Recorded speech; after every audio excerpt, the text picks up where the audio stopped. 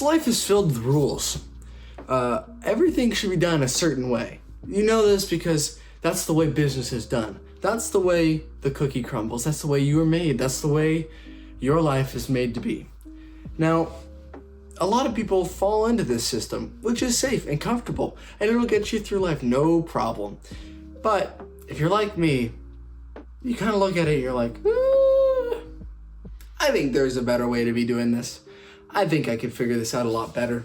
I'm Liam, and this is another one of my YouTube channel videos, and I'm talking about how to become a successful, self-improving Christian young man through my experience of what I've been doing the last 4 or 5 years and beyond.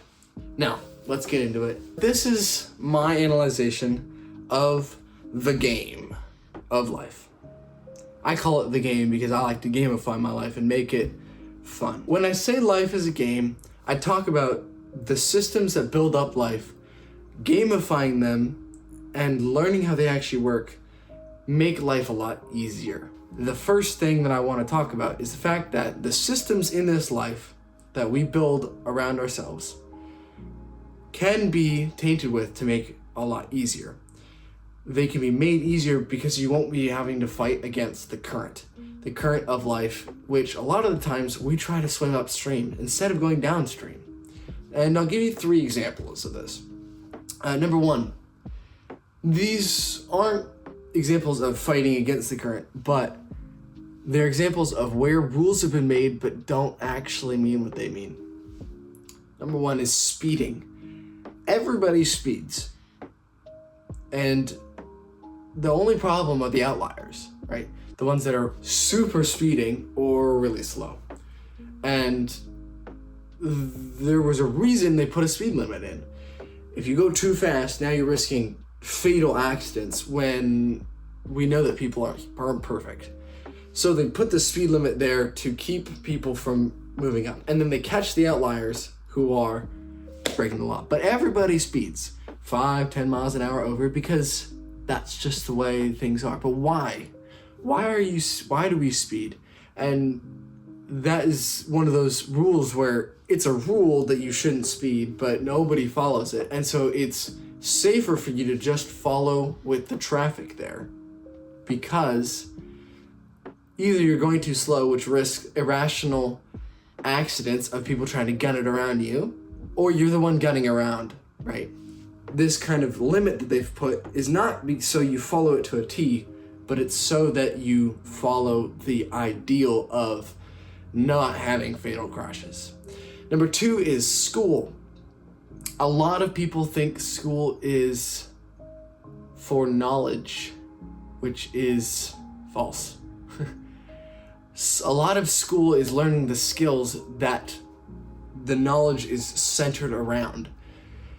Why do we learn science is not because you need to know how photosynthesis works. You don't need to know that. It's good to know, but you do not need it to know how it works. But what you do need to know is how you think. How are you breaking down the logical process of finding something you don't understand and working your way to a conclusion of the reason why it happens? The reason you have humanities and you read books is so that you take that language that you're reading through and it starts to become part of your daily vocabulary. You look at how good writers write and you speak and write like the good writers. That's the point of school, is you're picking up the skills and not the knowledge. And then tests, they're testing your skills and not your knowledge, which is what a lot of people mess up on. People will study and study and study hours upon hours upon hours, but sometimes they won't get as good a grade not because they don't know the information, but because they don't answer the questions correctly. There's a way you answer questions, particularly on the class. And if you don't answer it, you're automatically giving yourself a foot down. Alrighty, and then number 3, peer pressure. It falls apart when you just realize that peer pressure is the pressure they put on themselves now just applied to you. But it's not actually applied to you, right? It doesn't actually help you or make you better. It's just the pressure that they feel on themselves and they're releasing it onto you. And when you realize this, now you're free to make your own decisions because the pressure that you get from others isn't a decision in your best interest. It's a decision they made for their best interest to try and get this pressure off themselves and to make themselves feel more like the rest of the group. And it'll help bring out authenticity when you get rid of peer pressure, because now you're not being what your peers want you to be, you're being who you want to be and following what God laid out for you. So those are 3 examples of where I see these rules that we've set in our culture that have different meanings if you just look at them and understand why they're there. And these were big for me when I realized these, because now I can live my own life. I can make school work for me. I can get the knowledge as fast and efficiently as possible. I can learn how to understand what traffic rules are really there for. I understood then, therefore, why gym is important. Why do I need physical fitness, right? And how can I do that the best for my interests in what my results get me? Which means I don't have to work out 7 days a week. I don't have to be this carb perfect chicken and rice broccoli man. I live life to the fullest because I understand why I'm doing the actions I'm doing. And this is how I got it. I'll give you my 3-step process. Number 1 is observe the why and the what's working. When I was learning about the gym, I observed why they are doing it. Why do you want to have a good body? Why do you want to look good? Where are the dots connecting? The gym makes you look good. It makes you fit. It makes you strong. These are the things you're trying to get out of it. But a lot of the times, you'll see people who go to the gym for years on end but never seem to get results. Why is that? And you have to sit down. Well, what are they doing wrong? What are they doing that others aren't doing? And those guys are the ones making the gains. What are the gains that are happening to those people? What are they doing to get those? Lifting heavy, lifting intense, eating enough calories to make muscle, not eating too much calories to make fat. These are the simple rules that you start to pick up as you learn more about the space you're inhabiting. And when you do this, you start to create a strategy of how it can be done correctly. So I looked around and I said, I don't want to be one of these super big trend monsters. I don't need that. That's not helpful. I want to be functional. I want to be flexible. I want to have a useful body, not one that gets stuck in a doorway, right? But one that's big and strong and takes up space and commands presence. Yes, that's what I'm aiming for. But I don't need to be this extreme version of human being. No, which means my actual plan did not have to be extreme, right? Because I observed what did they do to get where they need to go so I can efficiently get there. But also, what do I want for the end goal? Because maybe I'm not supposed to be that person, right? That's the first part. What's working and strategize that. And then number 2 is kind of taking that strategy what is working? I know I need to eat calories. I know I need to work out a certain amount of times a week. I know I need to hit all my muscles, because if I don't hit that muscle, it doesn't grow. Build the system. What do I mean by building a system? Well, let's take this off of gym. I'll come back to it at the end. I'll give you a different example. Now that you understand that school is a test in skill, well, what's the system to do well on the tests for specific classes? What's the system to read most efficiently for yourself, right? These little pieces and habits that you can now add in to make your life way easier and faster. I knew that I have a hard time focusing on reading. Doesn't mean I have ADHD. I just have a hard time focusing because there's a lot of stuff going around me. So I read with the audiobook. I have 2 senses now pulling information out of the text. I have 2 senses now engaged, which means I'm already 40% engaged, period, which means it's easier to block out the sound. I can put sound canceling headphones in and I can lock in. I understand it better, and then I can do better in my classes the next day.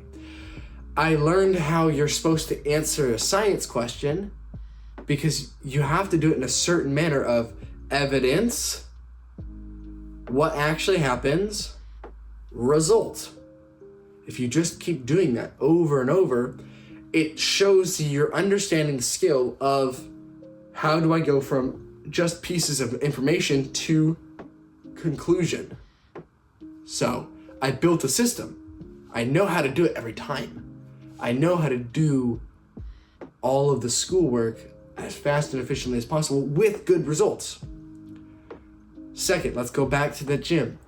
I looked around and I said, who knows what they're doing? It's those people on the internet that say things that make sense and they have the proof to show it. They have the studies. You go look at the Jeff Nippards, the people who have done it naturally, the way you kind of want to do it.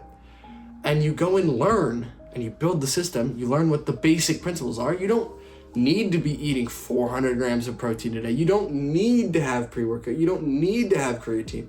What are the things that are actually doing the bulk of the work? Well, you need resistance training. You need to eat food with enough protein to survive, right? To survive building all of that muscle and survive as a human being.